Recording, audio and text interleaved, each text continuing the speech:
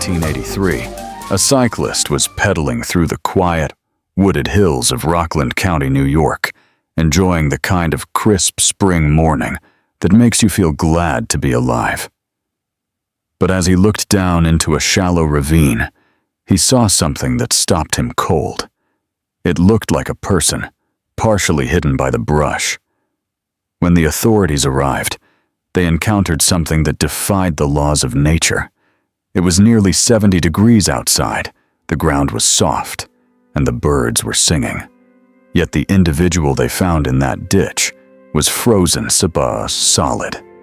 Not just cold to the touch, but a literal block of ice. When the medical examiner performed the autopsy, the confusion only grew.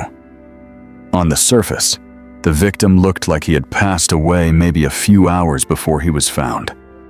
But inside, his tissues were still crystallized. There was no way to determine the time of the incident because the biological clock had been manually reset. The examiner realized that whoever did this hadn't just taken a life. They had performed a scientific experiment. They had stored this person in a commercial-grade freezer for months, maybe years, and then thawed him out just enough to dump him, specifically to mess with the forensic timeline. This was the work of someone who wasn't just a criminal, but a technician of the shadows. While investigators were scratching their heads over this Iceman, about 100 miles away in a pristine suburb of New Jersey, a man named Richard Kuklinski was flipping burgers at a backyard barbecue. If you lived on his block, you probably liked him. He was a mountain of a man, standing 6'5" and weighing over 300 pounds, with a thick beard and a voice that rumbled like a low-frequency engine. To the neighbors, he was the guy who could fix your broken lawnmower or help you move a heavy couch. He was a dedicated father who drove his daughters to school and a provider who supposedly made his money in high-end electronics.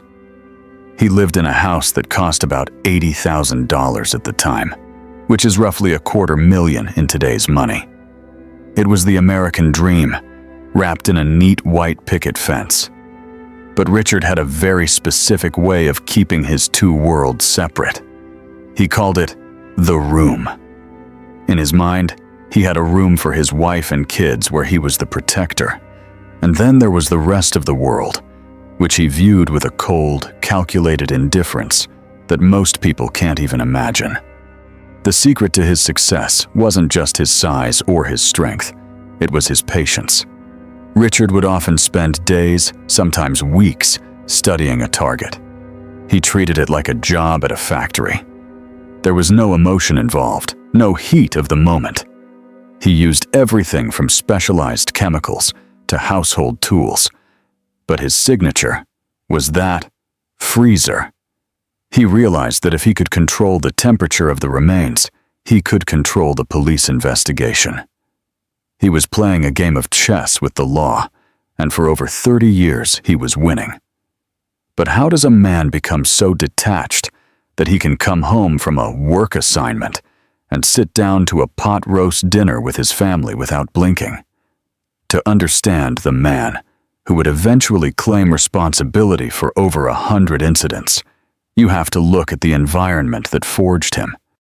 You have to go back to a dark basement in 1940s New Jersey, where a young boy learned that the only way to stop the pain was to become the source of it.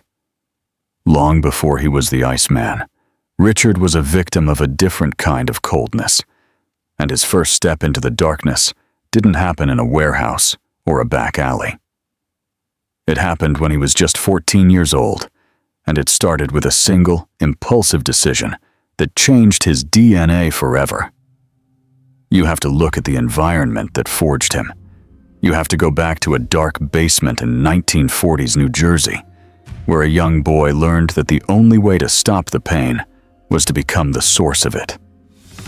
Long before he was the Iceman, Richard was a victim of a different kind of coldness, and his first step into the darkness didn't happen in a warehouse or a back alley.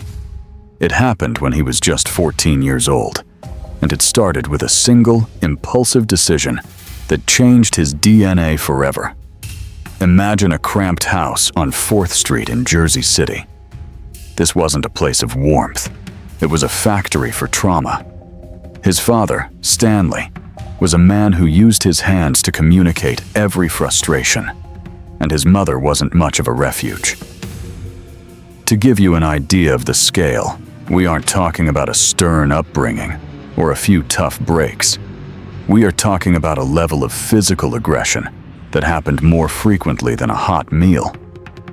There is one specific detail that anchors the horror of this household. It's the story of Richard's older brother, Florian. One afternoon, the situation in that house crossed a line that can never be uncrossed. Florian didn't survive an encounter with their father's temper. But here is the part that really chills you. The family didn't seek justice. They didn't call the authorities to report a tragedy. Instead, they told everyone the boy had simply fallen down a flight of stairs. They buried the truth in a small casket, and Richard, just a young child at the time, watched the world accept a lie as gospel. He learned 2 things that day. Life is incredibly fragile, and if you are convincing enough, you can make the most terrible things simply disappear. By the time Richard hit his early teens, he was a physical anomaly. He stood over 6 feet tall and weighed nearly 200 pounds, about the size of a grown man, but with the unrefined impulses of a hurt child. He was a giant in a boy's world, yet he was still being targeted by local crews who saw his quiet nature as a sign of weakness. That's when the internal shift happened. He realized that the terror he'd lived with for years could be mirrored back at the world. There was a local teenager named Charlie Lane. Charlie was the leader of a small group that made Richard's life miserable. They saw the big, awkward kid as a punching bag. But on a humid afternoon in 1949, something inside Richard went quiet. He didn't get angry. He got surgical. He found a thick piece of wood, a discarded closet rod about 2 inches thick, and he waited. When the confrontation happened, it wasn't a neighborhood scuffle. It was a systematic removal of a threat. Richard later described a feeling of absolute, eerie calm during the event. No racing heart, no hesitation, just a cold realization that if Charlie ceased to exist, the problem ceased to exist. He handled the situation with a level of efficiency that shouldn't be possible for a 14-year-old. He didn't just stop when the threat was neutralized. He ensured there would be no retaliation. Afterward, he spent hours removing any physical traces that could link him to the scene, even going so far as to discard the remains in a way that ensured they wouldn't be identified for a long time. He walked away from that scene, feeling a sense of peace he'd never known. For the first time, he wasn't the one looking for a place to hide. But as he looked at his own hands, he realized something even more dangerous. He was very, very good at this. However, a teenager in Jersey City can only go so far on his own. To turn this dark instinct into a career, he needed a world where his lack of empathy was a highly valued commodity. And that opportunity was waiting for him just across the river, where a specific group of men was looking for someone who could make people vanish without leaving a single footprint. He was about to go from a neighborhood shadow to a professional ghost. But his first real test wouldn't involve a club or a fist. It would involve a silver container of something far more silent. Own. To turn this dark instinct into a career, he needed a world where his lack of empathy was a highly valued commodity, and that opportunity was waiting for him, just across the river, where a specific group of men was looking for someone who could make people vanish without leaving a single footprint. He was about to go from a neighborhood shadow to a professional ghost, but his first real test wouldn't involve a club or a fist. It would involve a silver container of something far more silent. That silver container held a solution of cyanide, and for a man like Richard, it was the ultimate equalizer. Up until this point, his outbursts were messy. They were loud. They left traces. But the men he was now rubbing elbows with, high-level associates of the Gambino family, didn't want noise. They wanted results that looked like natural causes. They introduced him to a world where the act of ending a life was treated with the same cold detachment as a plumbing contract. Roy DeMeo, a name that carried a heavy weight in the underworld, saw something in Richard that most people would find terrifying. It wasn't just strength, it was the absolute silence behind his eyes. DeMeo didn't just hire him, he refined him. He taught Richard that the most effective way to handle a problem wasn't to cause a scene, but to blend into the background. Think about the psychology required for that shift. For years, Richard used his physical presence to intimidate. Now, he had to learn to become invisible. He had to master the art of the accidental passing. This is where the professionalization of his dark craft truly began. He started carrying a small spray bottle, the kind you'd buy at a local pharmacy for a stuffy nose. But inside wasn't saline.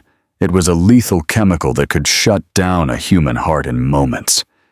He would walk through a crowded area, find his target, and simply sneeze or stumble. A quick mist toward the face, and he would keep walking. By the time the individual collapsed, Richard was 3 blocks away, blending into the morning commute. To the paramedics, it looked like a standard heart failure.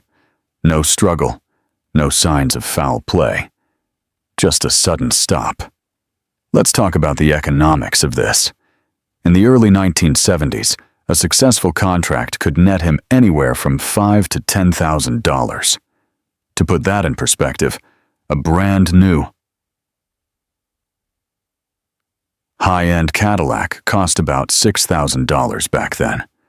A single afternoon of work could buy a luxury vehicle or pay off a Suburban mortgage. While the average American was grinding out 40 hours a week for a fraction of that, Richard was realizing that his lack of a conscience was the most profitable asset he owned. But there's a detail here that reveals the true chilling nature of his mind, the silent witness he left behind. It wasn't a fingerprint or a weapon. It was the lack of anything at all. He became obsessed with the science of it. He would study the way different substances interacted with the human system, looking for the ones that the toxicology reports of the era would simply miss. He wasn't just a perpetrator. He was a student of the exit. He would spend hours in his workshop, not building furniture, but perfecting the delivery systems for his products. This transition changed him. He started to see the world as a series of technical problems to be solved. His family saw a man who was providing a better life, a man who was finally making it. They didn't see the silver container or the spray bottles hidden in the garage.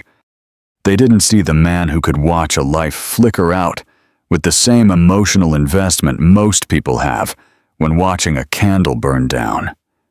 He had achieved the ultimate mask, the professional.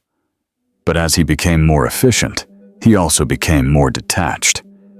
The line between his work and his reality was thinning, and his employers were starting to notice that Richard didn't just follow orders. He enjoyed the creative process of the disappearance. The problem with being that good at making people vanish is that eventually, the people who hire you start to wonder if you're looking at them the same way you look at a contract. Richard was becoming a master of the invisible, but he was about to realize that some traces can't be washed away with chemicals, and a certain discovery in a wooded area was about to change the rules of the game forever. The problem with being that good at making people vanish is that eventually, the people who hire you start to wonder if you're looking at them the same way you look at a contract. Richard was becoming a master of the invisible, But he was about to realize that some traces can't be washed away with chemicals, and a certain discovery in a wooded area was about to change the rules of the game forever. By the mid-1970s, Richard had become the Gambino family's go-to problem solver. Roy DeMeo, a man whose name was synonymous with the most brutal crew in New York, saw Richard as a unique asset. Most guys in that world are loud. They want the credit. They want the reputation. Richard just wanted the paycheck and the peace and quiet of his suburban life. He was a professional in an industry of amateurs. To Richard, this wasn't about the thrill of the chase. It was about the logistics of the exit. He started treating his assignments like a chemist in a lab. He began experimenting with cyanide. It was quiet, it was efficient, and back then, it was nearly impossible to detect in a standard autopsy. He'd carry a small spray bottle, something that looked like a common nasal spray or breath freshener. He could walk up to a target in a crowded diner, fake a sneeze, or just lean in to ask for the time, and a tiny mist was all it took. Within minutes, the individual would suffer what looked like a massive natural heart attack. No signs of struggle, no physical traces. But even with his success, the pressure from the organization was mounting. They didn't just want people gone, they wanted the timelines blurred. That's when Richard hit on a strategy that would eventually give him his chilling nickname. He realized that if he could control the temperature, he could control the clock. He started using an industrial freezer in a warehouse to store the remains of those he'd processed. Think about the psychological wall you have to build to pull that off. He would spend the day as a suburban father, maybe helping his kids with homework or taking his wife out to dinner. Then, he'd drive to a cold, dark warehouse to check on a human being he had placed on ice 3 months ago. He wasn't just hiding evidence, he was hacking the biological process of decay. By freezing the remains and then dumping them months later, he was resetting the forensic clock. When the authorities eventually found someone, the medical examiner would look at the state of the skin and say, "The incident happened 2 days ago." In reality, that person had been gone for half a year. It gave Richard an ironclad alibi for every single job. At the time, Richard was pulling in serious money. We're talking about $40,000 to $50,000 for a single high-level assignment.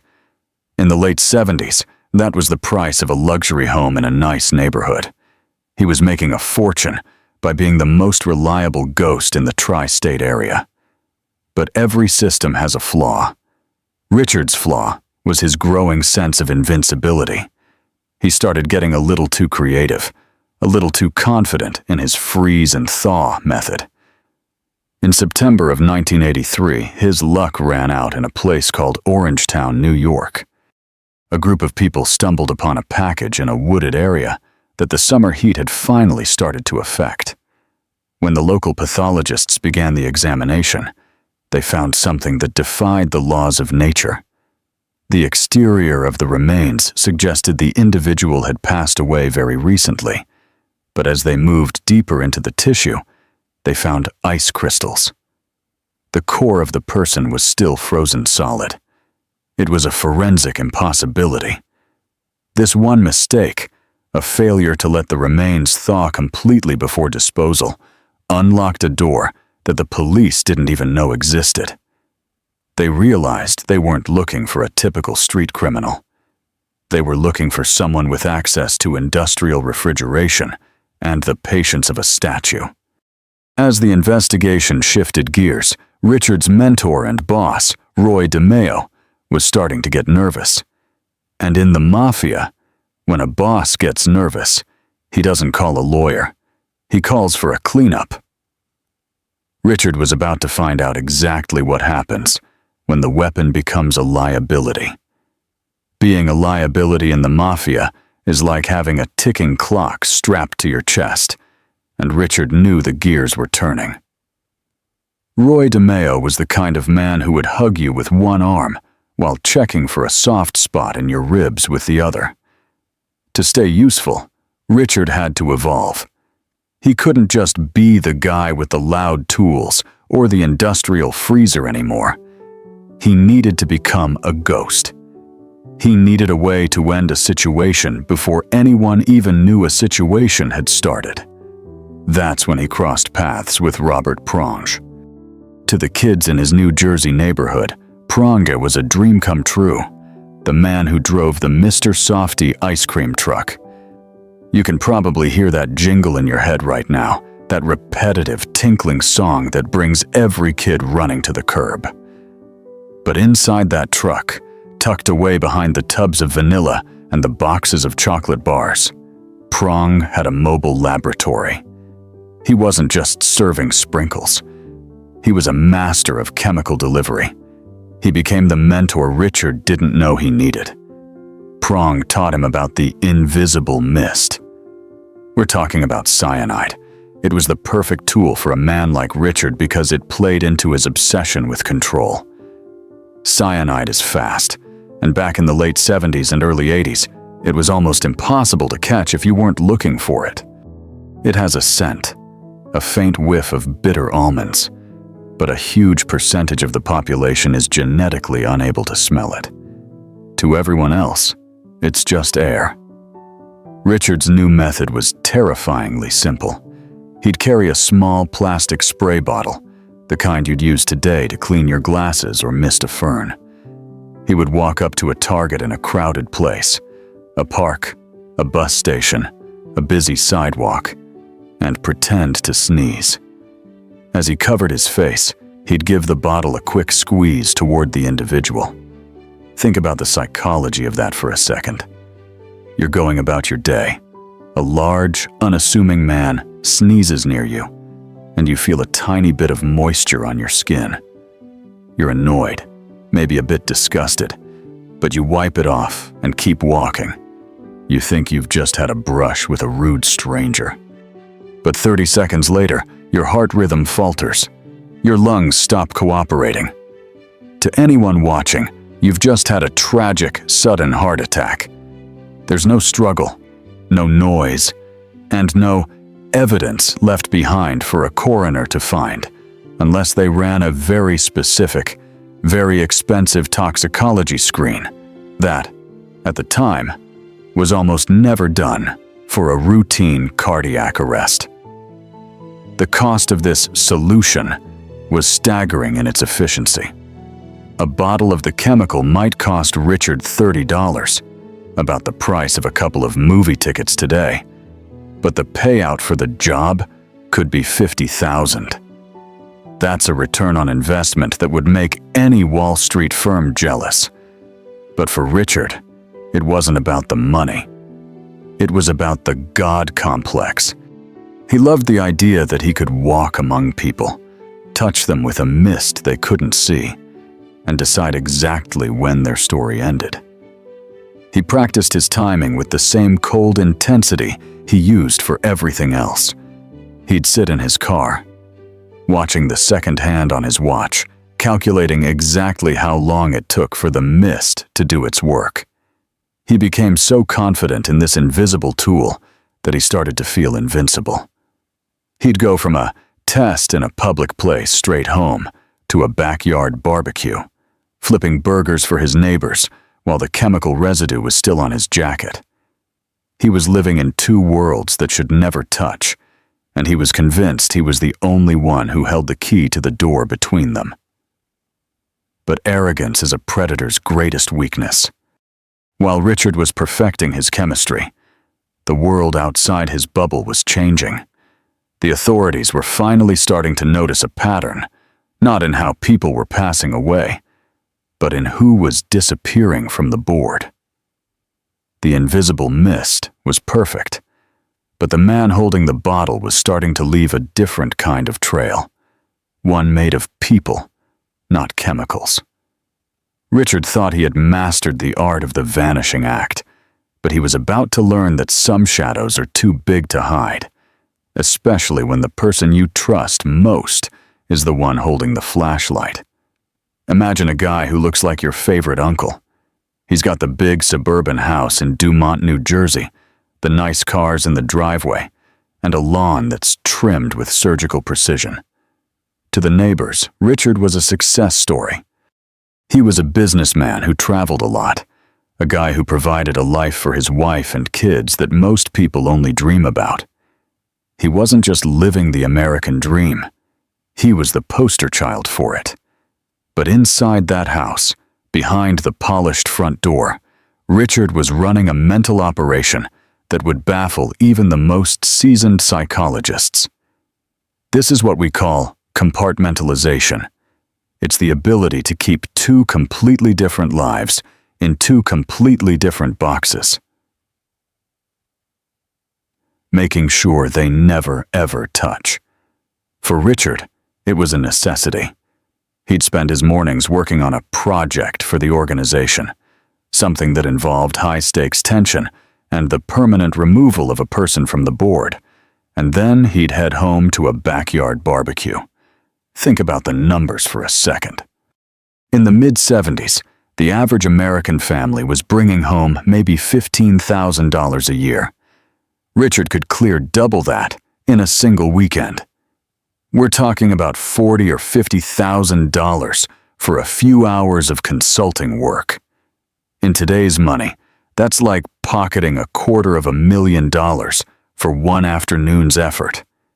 He had so much cash, he literally didn't know what to do with it, but he had to make it look normal. He had to be the guy who worried about the property taxes and the price of milk, even while he was planning his next professional incident. The doctors who studied him later would point to his childhood, that environment of extreme instability and physical mistreatment, as the place where he learned to build these mental walls. When you grow up in a home where safety doesn't exist, you learn to hide your true self so deep that even you can't find it sometimes. Richard had a switch. When he was with his family, he was the protector. He was fiercely, almost terrifyingly, loyal. But when he stepped out of that house, the switch flipped. The empathy vanished. The human connection dissolved. He became a technician, a man who looked at people not as human beings, but as problems to be solved with chemical or mechanical solutions. But here's the thing about those mental walls. They require a massive amount of energy to maintain. You can only live a double life for so long before the pressure starts to leak through the mortar. For Richard, the leak started with his temper. He was so controlled in his professional life, so cold and calculated, that when things didn't go perfectly at home, the mask would slip. He'd overreact to a small comment or a dish left on the counter. It was as if the darkness he was suppressing all day was looking for any tiny opening to get out. The authorities were still largely in the dark, but they were starting to look at the circles Richard moved in. They were beginning to see the silent witnesses left behind, not fluids or physical traces, because he was too clean for that, but the missing people.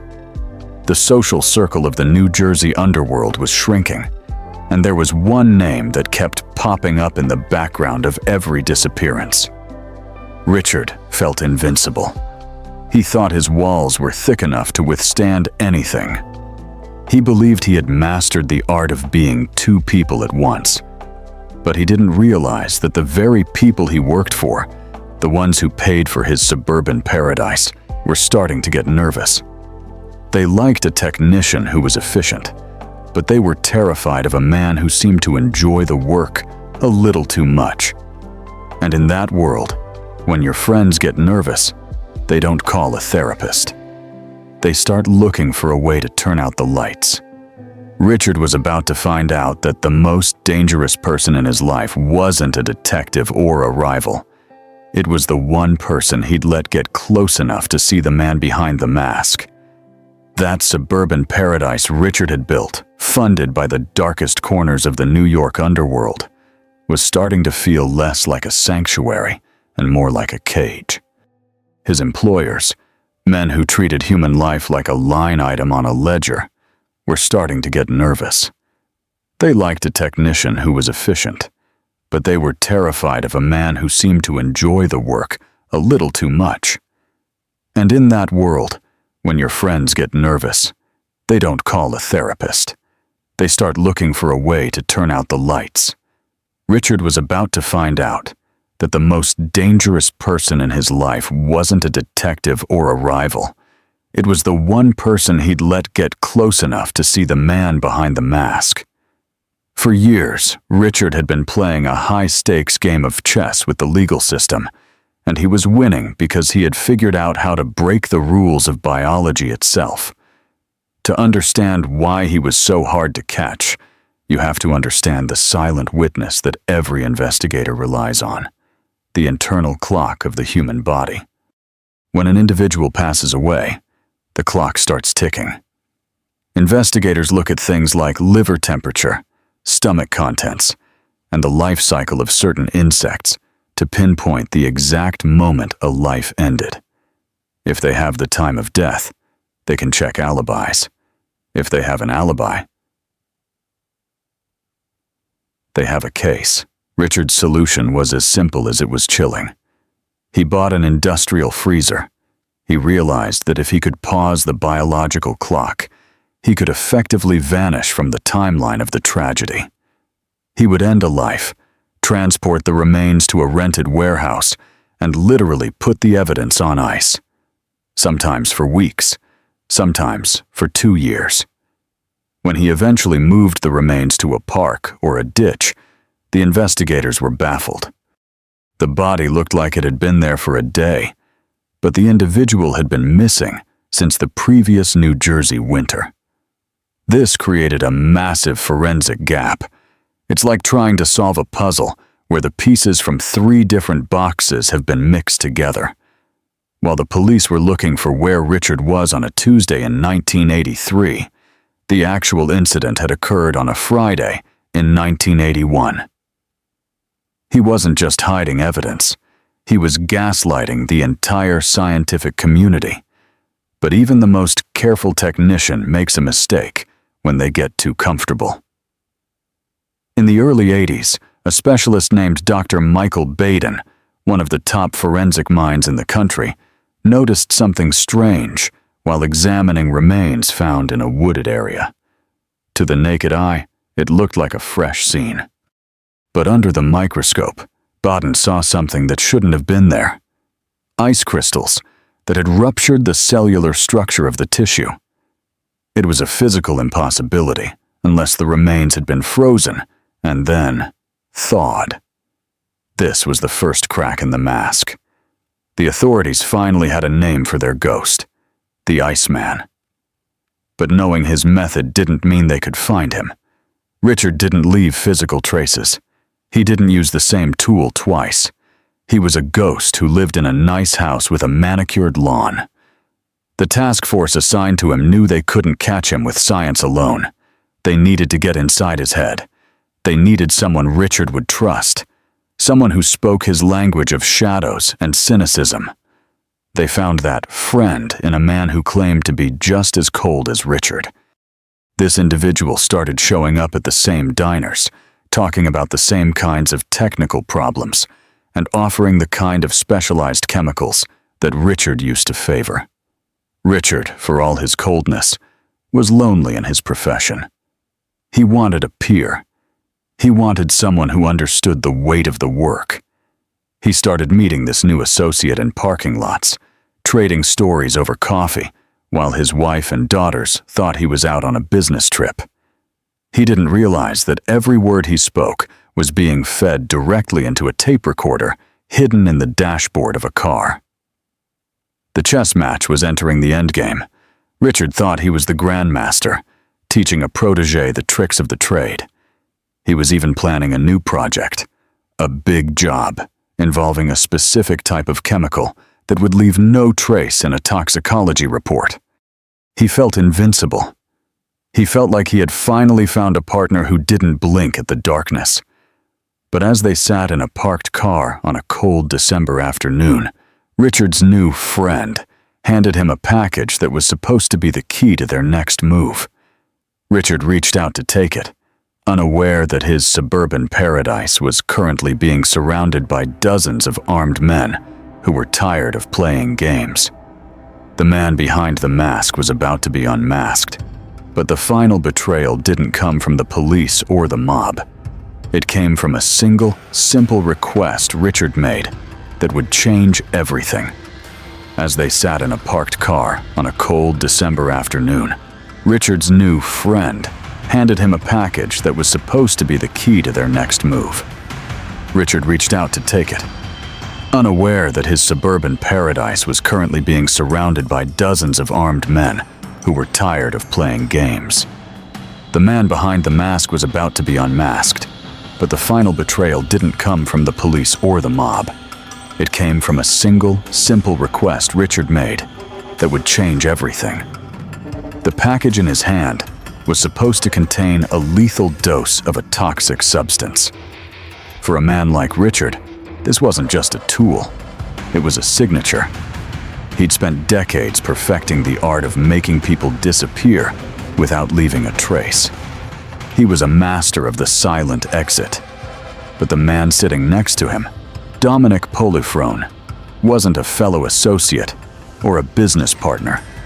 He was an undercover agent who had spent 18 months living a double life just to get a seat in this car. Think about that for a second. For a year and a half, Polifrone had to look Richard in the eye, eat meals with him, and listen to him talk about his kids, while knowing exactly what kind of monster he was dealing with. This wasn't a movie where the hero wears a wire for one night and gets the confession. This was a grueling marathon of psychological chess. Polifrone had to convince a man who had survived 30 years in the underworld that he was someone to be trusted. And he did it by tapping into Richard's one true weakness, his ego. Richard had become arrogant. He believed he was smarter than the system because, for a long time, he was. He had managed to separate his life into two distinct rooms. In one room, he was the guy who fixed the neighbor's fence and never missed a parent-teacher conference. In the other room, he was a technician of tragedy. But the walls between those rooms were starting to crumble. The investigation, led by a task force that treated Richard like a ghost they were trying to catch in a net, had finally narrowed down his pattern. They didn't have the evidence to link him to the dozens of cold cases piling up, but they had Polifrone. The agent had spent roughly 500 days building a rapport, offering Richard contracts that weren't real, and talking about erasing people as if they were talking about clearing a debt. The concrete numbers behind this operation were staggering for the mid-'80s. The state spent hundreds of thousands of dollars, enough to buy 5 suburban homes at the time, just to keep this one undercover web spinning. They knew that if they missed their shot, Richard wouldn't just walk away, he would vanish.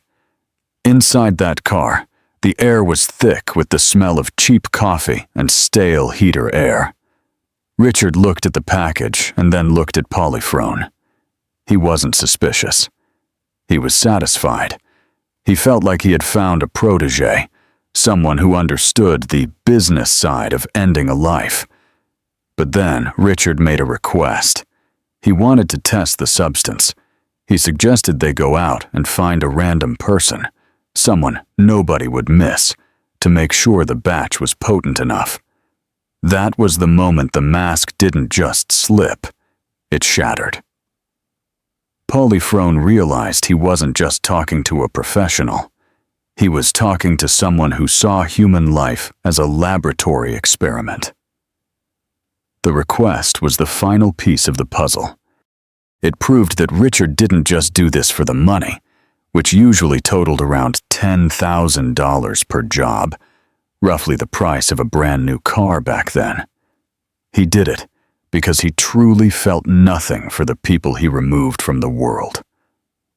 As Richard's fingers curled around the package, the signal was given. The quiet December street erupted. The suburban dad, The man who prided himself on his control was about to find out that the world he built on secrets was actually made of glass. But even as the handcuffs clicked, Richard didn't look scared. He looked confused, as if he couldn't understand how a friend could do this to him. The web had finally closed in, but the real story wasn't just about the arrest. It was about what the police found when they started digging into the life Richard had so carefully hidden from his wife and daughters. Because while the undercover operation was a success, the evidence they were about to uncover in his own home would make the silent exits look like the least of his crimes.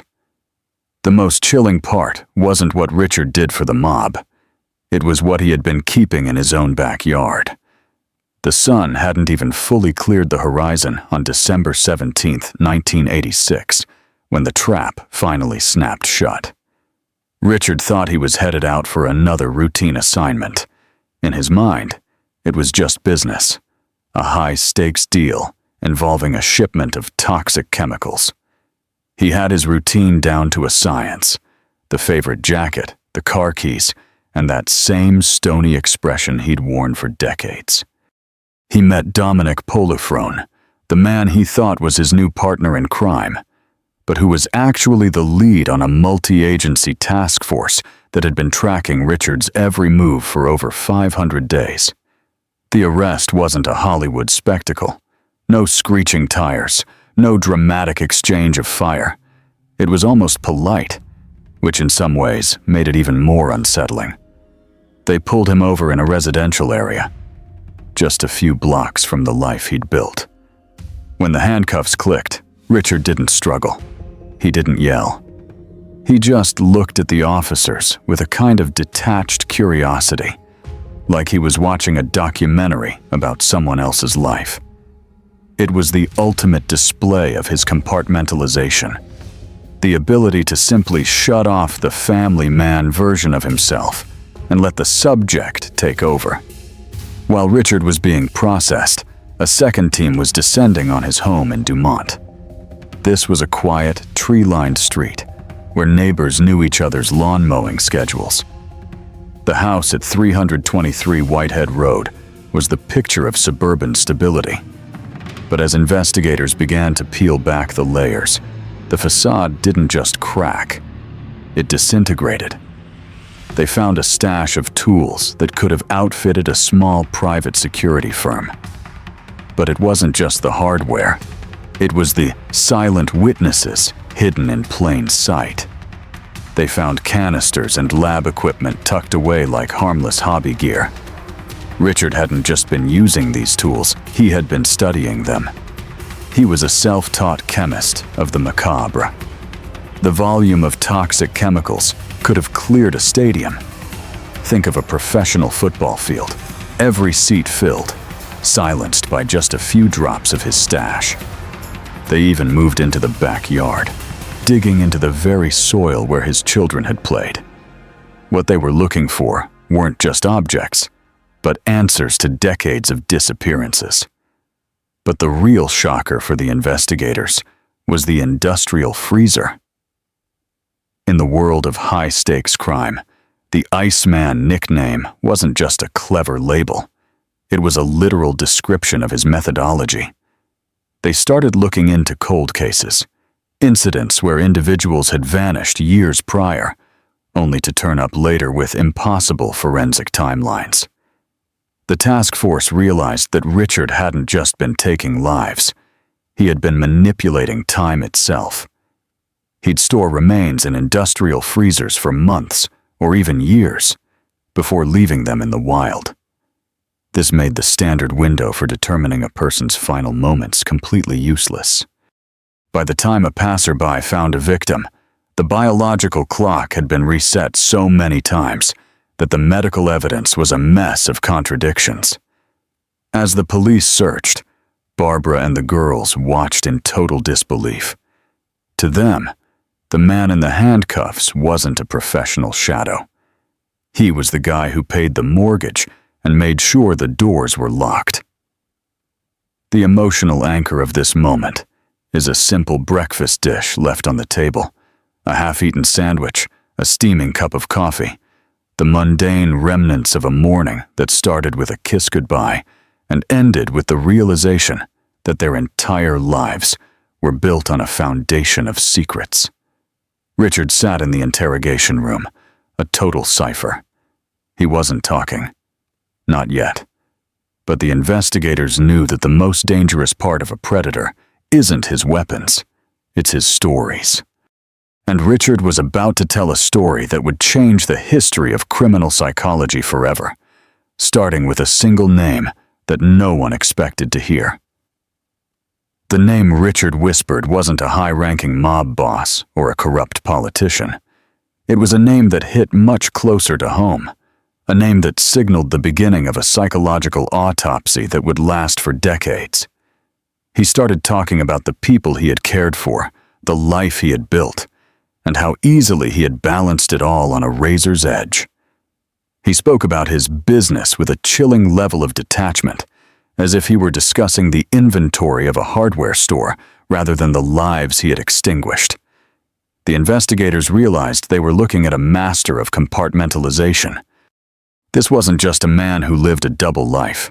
It was a man who had built a soundproof wall inside his own mind. On one side, he was the guy who bought the biggest Christmas tree on the block and made sure his daughters had the best of everything. On the other, he was a technician of tragedy, someone who viewed a human being as nothing more than a problem to be solved with a chemical or a piece of lead.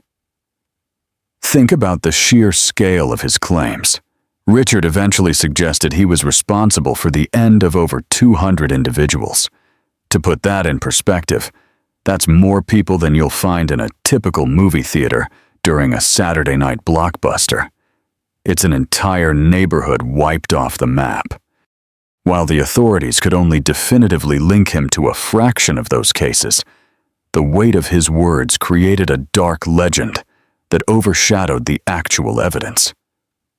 He became the Iceman, a nickname born from his method of freezing remains to mask the time of the incident, a trick he learned to outsmart the forensic tools of the era.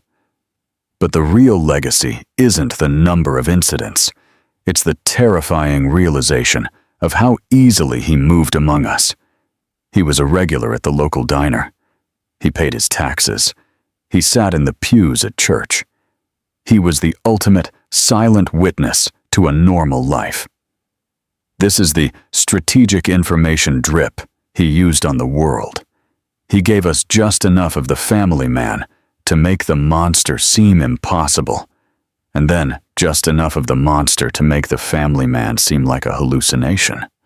In his final years, spent behind the bars of Trenton State Prison, the mask didn't slip. It simply became more complex. He sat for hours with psychiatrists like Park Dietz, peeling back layers of a childhood defined by trauma, trying to find the why behind the how.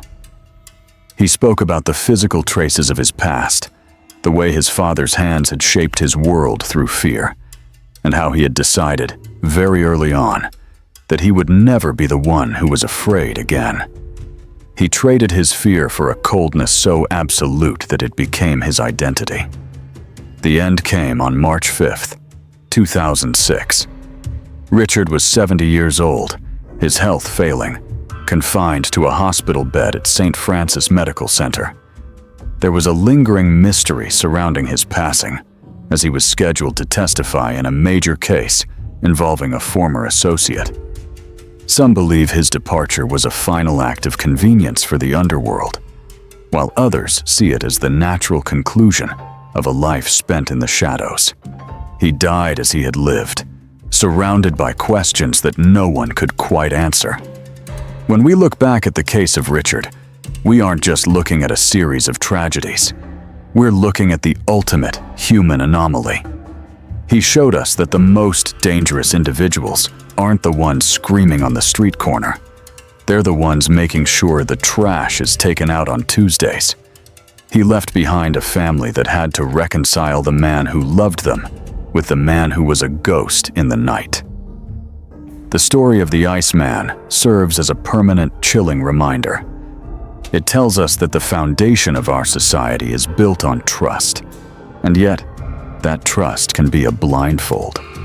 Even today, in quiet suburban neighborhoods across the country, we see a light on in a window late at night and wonder about the person behind it. We wonder what secrets are being kept behind a smile, and if we ever truly know the people we break bread with. Because if Richard proved anything, it's that the coldest part of a human isn't their pulse. It's the secrets they keep until the very end.